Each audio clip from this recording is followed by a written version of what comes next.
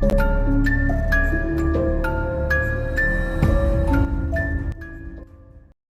کرتا ہوں اللہ پاک کے بابرکت نام سے جو نہایت مہربان اور رحم والا ہے۔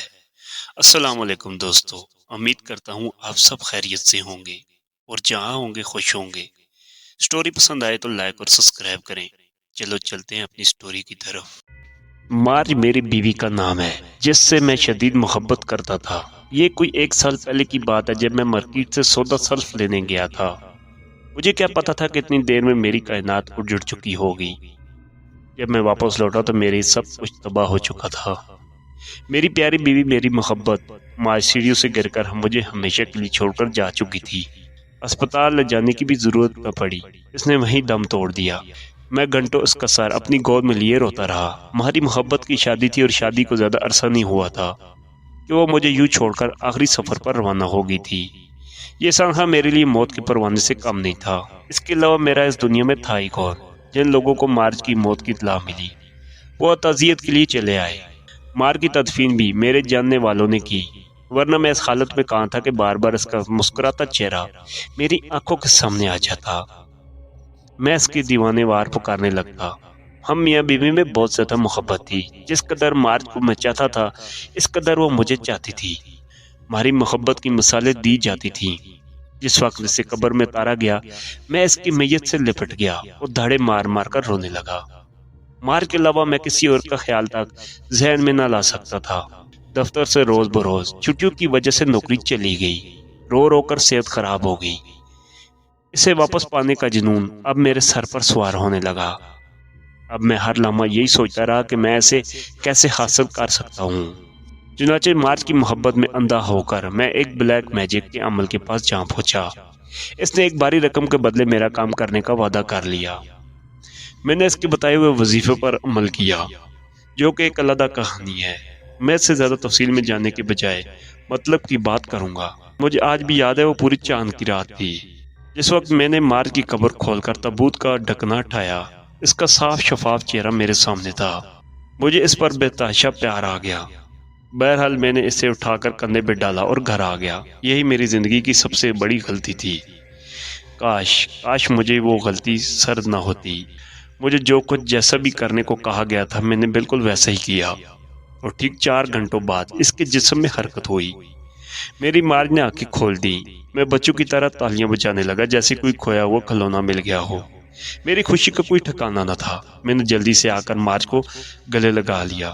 مارج کا جسم نہایت سخت اور سرد تھا۔ اس کے جسم میں پہلے جیسی حرارت میں نے محسوس نہیں کی۔ مارج کی کالی سیاہ آنکھیں پہلے سے کہیں زیادہ بڑی ہو گئی تھی۔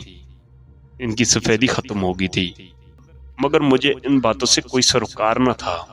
پیسہ پانی کی طرح بہا دیا تھا، اور مجھے کیا چاہیے تھا؟ میں مارج کا ہر طرح سے خیال رکھنے لگا، اسے دنیا والیوں کی نظروں سے بچا کے رکھتا۔ مارج پہلے بہت محبت کرنے والی لڑکی تھی، مگر اب والی مارج کے زرد چہرے پر مسکراہٹ کبھی نہیں آئی تھی۔ اس کے چہرے پر عجیب سی سختی، ویرانی اور برہمی چھائی رہتی۔ میں ہر وقت اسے خوش کرنے کی کوششوں میں لگا رہتا مگر وہ خوش نہ ہوتی۔ ایک روز اچانک اس نے مجھ سے عجیب سی فرمائش کر کے مجھے سکتے میں ڈال دیا۔ میں بغور اس کے چہرے کو دیکھتا رہا جہاں پہلی بار میں نے اس کے ہونٹوں پہ مسکراہٹ دیکھی تھی۔ اس نے مجھ سے انسانی گوشت کھانے کی فرمائش کی تھی، ساتھ میں انسانی خون سے پیاس بجھانے کی۔ یہ سن کر میری ریڑھ کی ہڈی میں سنسناہٹ دوڑ گئی۔ وہ مجھے عجیب نظر سے انتہائی غور سے دیکھ رہی تھی، گویا مجھ سے میری محبت کا ثبوت مانگ رہی ہو۔ نہ جانے کس طرح میں نے مارج کو خوش کرنے کے لیے خامی بھر لی، اور وہ خوشی سے منہ پھاڑ کر کہہ کے لگانے لگی۔ میں اسے پھٹی پھٹی نگاہوں سے دیکھتا رہا۔ آج بہت عرصے کے بعد اس کے چہرے پہ مسکراہٹ آئی تھی۔ مجھے بالکل سمجھ نہیں آ رہا تھا کہ میرے ساتھ کیا ہو رہا ہے۔ نہ جانے کس طاقت کے زیر اثر میں نے ہاں کہنے پر مجبور ہو گیا۔ شاید یہ میرے مارج سے ولہانہ محبت تھی جس میں ہر وہ کام کرنے کے لیے تیار ہو جاتا جو اس کے چہرے پہ مسکراہٹ بکھیر دے۔ میں نے مارج سے ایسی فرمائش کرنے کی وجہ نہ پوچھی کیونکہ وہ مجھے معلوم تھا کہ ایک طویل نیند سے جاگنے کے بعد یہ اس کی ضرورت ہے۔ میں اسے ہر حال میں خوش دیکھنا چاہتا تھا کیونکہ جب وہ مجھے دوبارہ ملی تھی تو خوش نہیں تھی۔ میں نے اسے خوش کرنے کی ٹھان لی تھی۔ یہ سب اتنا آسان نہیں تھا، لیکن پھر بھی میں نے مارج کے لیے سب کرنے کی ٹھانی، اور ایک روز اپنے دوست کو گھر کھانے پر مدعو کیا۔ وہ خوشی خوشی راضی ہو گیا کیونکہ وہ جانتا تھا کہ مارچ کے بعد میں کتنا اکیلا ہو گیا ہوں اور تنہائی مجھے کاٹنے کو دوڑتی ہے، لہذا مجھے کسی ساتھی کی ضرورت ہے۔ اس بیچارے کو کیا معلوم تھا کہ میں نے اپنی محبت واپس کر لی ہے اور آج وہ اسی محبت کی خوراک بننے کے لیے میرے گھر کھانے پہ آ رہا تھا۔ میں مارچ کی محبت میں اس قدر خود غرض ہو جاؤں گا مجھے پتا نہ تھا۔ کھانے کے دوران وہ مجھ سے دوستانہ گفتگو کرتا رہا، میں بھی ہنسی مذاق میں اس کا بھرپور ساتھ دیتا رہا، مگر اندر ہی اندر کچھ طاقت مجھے کہہ رہی تھی کہ جو تم کرنے جا رہے ہو صحیح نہیں غلط ہے، ایک انسان کا قتل ہے۔ یہ تمام آوازیں اس وقت دب کر رہ جاتی جب کمرے کے اندر کھڑی مارچ کو دیکھتا، جو دروازے کی آڑ سے مجھے رحم کی طلب نظروں سے دیکھ رہی تھی، گویا یہ خوراک اس کے لیے اتنی ضروری تھی جتنی انسان کے لیے سانس۔ مارچ بے چینی سے کمرے میں ادھر سے ادھر ٹہل رہی تھی، اس کا اندازہ مجھے کچھ وقت سے پیدا ہونے والی آوازوں سے ہو رہا تھا۔ جب وہ اپنا ہاتھ بے صبری سے دروازے پر مارتی تو وہ اپنی بے بسی کا اظہار کر رہی تھی، کیونکہ میں نے بہت زور دے کر اپنے دوست کے سامنے آنے سے منع کیا تھا اسے، اور اب ایک طویل انتظار سے اسے کوفت میں مبتلا کر رہا تھا۔ وہ میرے اشارے کی منتظر تھی۔ کمرے کے اندر پیدا ہونے والی آوازوں پر میرے دوست نے کوئی خاص دھیان نہیں دیا۔ وہ میرا بے حد پرانا دوست تھا، اسے اس بات کی ہرگز توقع نہیں تھی کہ اس کے گھر میں کوئی تیسرا فرد موجود ہے، اور وہ اور کوئی نہیں، وہ میری بیوی تھی، جس کے ہاتھوں تھوڑی دیر بعد اس کی موت ہونے والی تھی۔ کھانے کے بعد میں نے دوست کے سامنے 2 پیک رکھے، جنہیں وہ پیتے ہی بے ہوش ہونے لگا۔ گلاس خالی ہونے کے بعد میں نے 2 پیک مزید پلائے، جس کی بدولت وہ جلدی نشے میں ہو کر بے ہوش ہو گیا۔ میں نے پیک کا ایک گلاس بھی نہیں پیا تھا، اس لیے مجھے نشہ نہیں ہوا تھا۔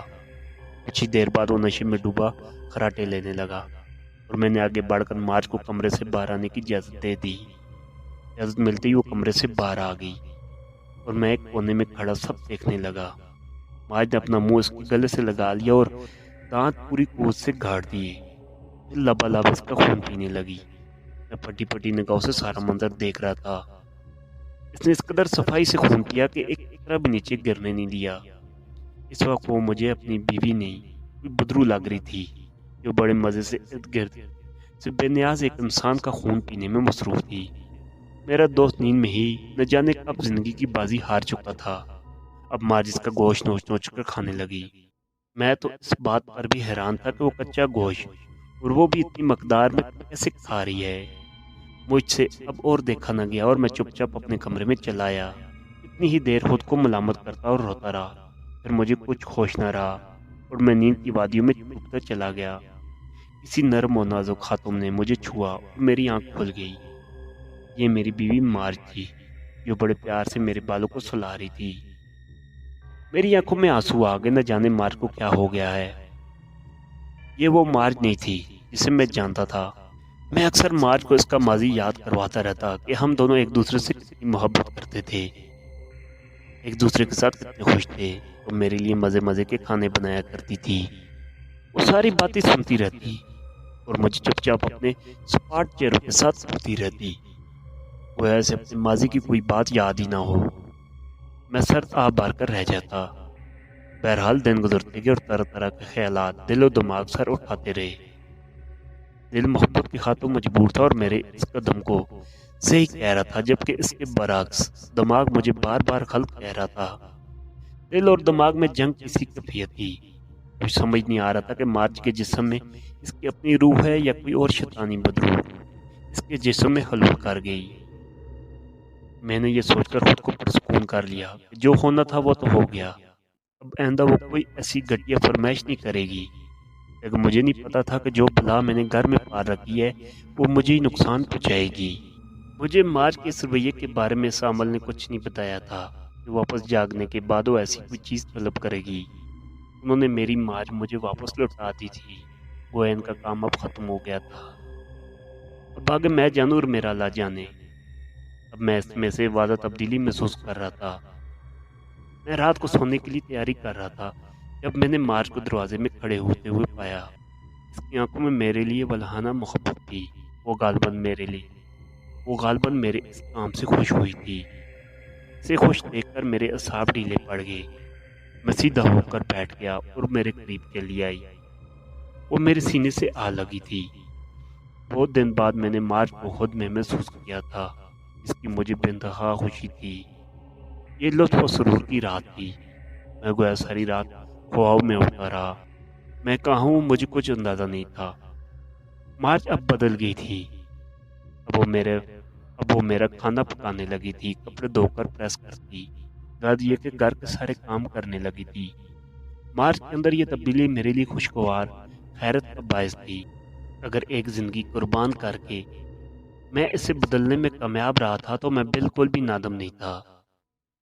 مجھے اب یقین ہو گیا تھا کہ یہ میری مارجی ہے، نہ کہ کوئی شیطانی روح۔ مجھے لگنے لگا کہ اب سب ٹھیک ہو جائے گا، مگر میری یہ خام خیالی ہی ثابت ہوئی۔ کچھ دن بعد اسے پھر انسانی گوشت کی طلب ہوئی اور اس نے مجھے پھر سے ایک انسان لانے کو کہا۔ میں سر پکڑ کر بیٹھ گیا۔ میں تو سمجھا تھا کہ وہ اب ایسا کچھ نہیں کہے گی، مگر وہ جیسے میری خدمت کر کے ان کا بدلہ مانگ رہی تھی۔ بالآخر مجھے یہ کرنا ہی پڑا۔ اس بار میں کسی مجبور اور ایک غریب شخص کو شکار بنانے کا فیصلہ کیا۔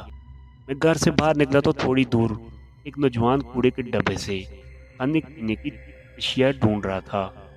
میں نے اسے کہا، چلو میرے گھر، میں تمہیں کھانا دیتا ہوں۔ وہ بیچارہ بھوک سے مجبور ہو کر میرے ساتھ چل دیا۔ گھر لا کر میں نے اس کے سامنے کھانا رکھا۔ کئی دن سے بھوکا تھا اور کھانے پہ ٹوٹ پڑا۔ میں نے کھانے کے اندر بے ہوشی کی دوا پہلے سے ہی ملا دی تھی۔ جب وہ کھانا کھا چکا تو میں نے کہا کہ چائے پی کر جانا۔ اس نے سر ہلا دیا۔ میں اٹھ کر کچن میں چلا آیا اور برتن دھونے لگا تاکہ دعا اپنا کام کر سکے۔ جب میں واپس آیا تو وہ گہری نیند میں تھا۔ میں نے بارش کو اشارہ کیا۔ وہ کمرے سے باہر بھاگتی ہوئی آئی اور اسے چمٹ گئی۔ میں کمرے سے باہر آ گیا اور مجھ سے برداشت نہیں ہوتا تھا۔ نہ جانے کتنی دیر لگی مارچ کو اپنا کام کرنے میں۔ مجھے کچھ خبر نہ تھی۔ مجھے تو اس وقت پتہ چلا جب وہ بیڈ روم میں آئی۔ میں نے ایک جھٹکے سے آنکھ کھول دی۔ وہ دنیا بھر کا پیار آنکھوں میں سمیٹ کر مجھے دیکھ رہی تھی۔ پھر میں نے اپنی باہوں میں بھر لیا۔ کافی دن آرام و سکون سے گزر گئے۔ مارچ نے بھی دوبارہ ایسی کوئی فرمائش نہیں کی جس سے میں خوش تھا۔ وہ میرا بہت خیال رکھنے لگی تھی، اپنی تمام تر محبت مجھ پر نچھاور کرتی۔ مجھے تو اب ذرا بھی احساس نہیں ہوتا تھا کہ میں نے اسے موت کے منہ سے نکالا ہے، بلکہ اب یہ ساتھ رہتا کہ گویا مجھ سے کبھی بچھڑی گئی ہی نہیں۔ وہ کچھ چچڑی سی ہو گئی تھی، ہر بات میں مجھ سے لڑنے لگ جاتی۔ جب بھی میں وجہ پوچھتا تو کہتی، آپ کو میرا خیال ہی نہیں ہے۔ میں حیران رہ جاتا کہ احساس نہیں ہے مجھے۔ یہ الفاظ مجھے سوچوں کے بنور میں پھنسا دیتے۔ میں تو ہر طرح سے اس کا خیال رکھتا تھا۔ ایک دن حسب معمول مجھ سے جھگڑا کرنے لگی۔ مجھے غصہ آ گیا۔ میں نے زور دے کر پوچھا تو بالآخر اس کے دل کی آواز زبان تک آ گئی۔ کہہ رہی تھی کہ تمہیں میرا ذرا بھی خیال نہیں ہے۔ اتنے دنوں سے میں نے انسانی گوشت نہیں کھایا تو تم نے بھی اس کا احساس نہیں کیا۔ تم اپنی بھوک مٹا لیتے ہو لیکن میرا خیال نہیں رکھتے۔ میں جو پہلے ہی غصے میں تھا، میرے کانوں سے دھواں نکلنے لگا۔ میں نے ایک زوردار تھپڑ اس کے رخسار پر جھڑ دیا۔ وہ لڑکھڑا کر چھل پہ جھک گئی۔ اس کی ناک سے خون بہنے لگا۔ پتہ نہیں مجھے کیا ہو گیا تھا۔ میں تو اس سے اونچی آواز میں بھی بات نہیں کرتا تھا۔ اس کا ہونٹ پھٹ چکا تھا۔ پھر جیسے مجھے ہوش آیا، واہ خدایا، یہ میں نے کیا کر دیا؟ میں خود ہی سے سوال کرنے لگا۔ میں اس کے قریب چلا گیا اور اس کے آنسو پوچھنے لگا اور گلے لگا لیا اسے۔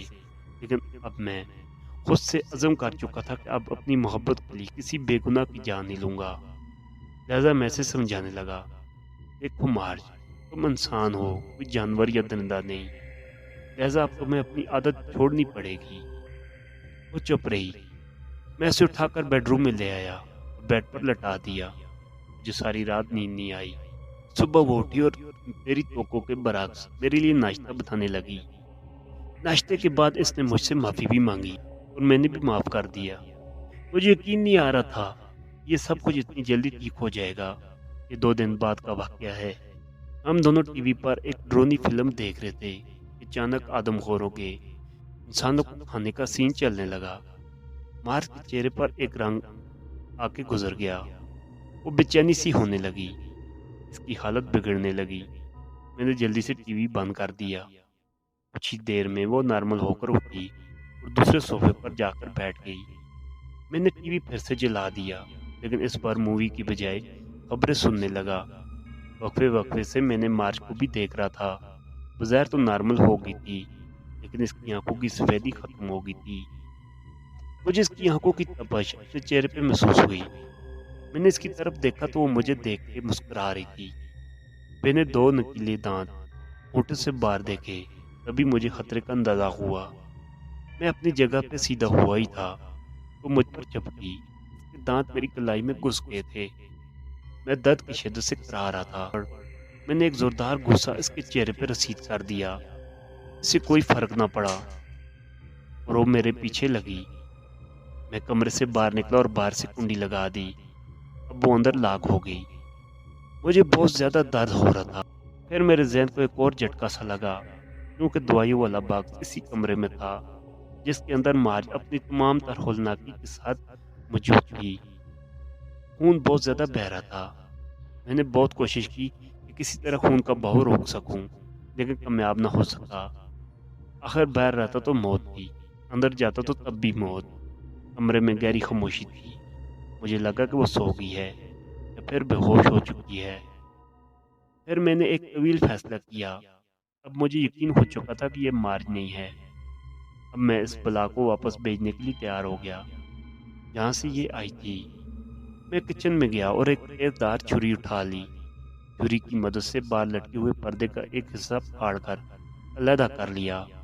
اسی کپڑے کے ذریعے زخم کو اچھی طرح لپیٹ لیا۔ اب میں نے کمرے کا دروازہ کھولا اور آہستہ سے آگے بڑھنے لگا۔ وہ مجھے کمرے میں کہیں نظر نہیں آئی۔ یکدم پیچھے سے کسی نے مجھ پر حملہ کر دیا۔ یہ مارج تھی، جو دروازے کے پیچھے چھپی کھڑی تھی۔ اس نے پھر سے اسی زخمی بازو کا نشانہ بنایا۔ میں نے ایک جھٹکے سے اپنا بازو ذات کرا لیا۔ مارج کی وحشت میں کوئی کمی نہیں آئی۔ اس نے مجھ پر دوبارہ حملہ کرنا چاہا، پر میں اب تیار تھا۔ وہ جیسے ہی میرے قریب آئی، میں نے ایک ہاتھ میں پکڑی ہوئی تیزدار چھری ایک جھٹکے سے اس کی گردن پر پھیر دی۔ وار بہت کاری تھا، اس کی آدھی سے زیادہ گردن کٹ چکی تھی، پر آنکھوں میں اب بھی خوف نہیں تھا۔ میں نے دوسرا وار مارج کے پیٹ پہ کیا۔ 10 انچ کی چھری نرم جلد کو کاٹتی ہوئی سارے کی ساری اندر گھس گئی۔ اس کی آنکھیں باہر کو ابل پڑی۔ کچھ ہی دیر میں وہ ساکت ہو گئی۔ مارج کا خوبصورت چہرہ دیکھ کر میں ایک بار پھر جذباتی ہو گیا۔ اس کا سر اپنی گود میں رکھ کر نہ جانے کب تک روتا رہا۔ میں جلدی سے اٹھا اور ہاتھ کی مرہم پٹی کرنے کے بعد لاش کو پولیتھین کے ایک بیگ میں ڈالا اور جا کر اسی قبر میں دفن کر دیا۔ میرا ضبط ایک بار پھر جواب دے گیا اور میں وہیں بیٹھ کر رونے لگا۔ لوگ اپنے محبوب کو ایک بار پھر دفنانے کی جرات نہیں کرتے، اور میں نے 2 بار دفنایا تھا۔ میرا دل غم سے پھٹ رہا تھا۔ میں بڑی مشکل سے گھر پہنچا تھا۔ اب مجھے یہ تو یقین ہو چکا تھا کہ مارج اب مر چکی تھی، جس دن وہ پہلی مرتبہ قبر میں اتاری گئی تھی، اور باقی کی زندگی مجھے اس حقیقت اور اس کی یادوں کے سہارے گزارنی تھی۔